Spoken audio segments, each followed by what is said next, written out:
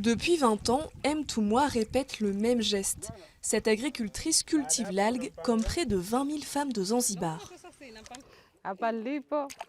Je suis en train d'accrocher les jeunes algues sur ces cordes. Je vais attendre 2 mois qu'elles grandissent avant de les récolter. Une fois séchées, les algues sont exportées aux États-Unis, en France, en Chine, pour être utilisées dans des gélifiants alimentaires, des cosmétiques ou des médicaments. Alors qu'à Zanzibar, les hommes occupent habituellement tous les secteurs d'activité, les algues emploient 80% de femmes.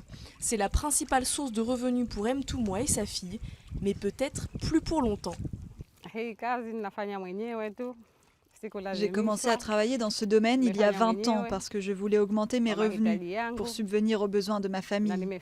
Mais en ce moment, je suis découragée parce que les prix chutent. J'espère que ça va changer. Des baisses de salaire liées à un marché qui étouffe depuis le début de l'année. La cause principale, la concurrence indonésienne et philippine qui cassent les prix. Si Zanzibar reste pour le moment le 3e producteur mondial d'algues, en mars, l'archipel en a exporté 411 tonnes, soit moitié moins qu'en 2015 à la même période. Cette entreprise, l'une des plus grosses de l'île, dresse le même constat. Les profits de la compagnie ont chuté de 8 000 $ depuis le début de l'année. On doit réduire les prix. L'année dernière, on achetait le kilo aux agriculteurs 24 centimes d'euros. Et maintenant, c'est 16 centimes le kilo.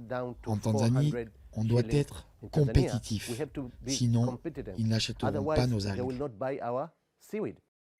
La désertion des acheteurs s'expliquerait aussi par la baisse de la qualité des algues de Zanzibar, liée selon plusieurs experts au changement climatique. Pour que les algues survivent, la température de l'eau doit être comprise entre 27 et 29 degrés. Quand l'eau est trop chaude, elle n'arrive pas à bien se développer et elle meurt. Beaucoup de femmes ont donc arrêté de cultiver les algues. Le secteur, qui existe depuis 1989, exige une aide de l'État pour trouver des alternatives écologiques et pour soutenir ces 24 000 agriculteurs dont l'horizon paraît bien sombre.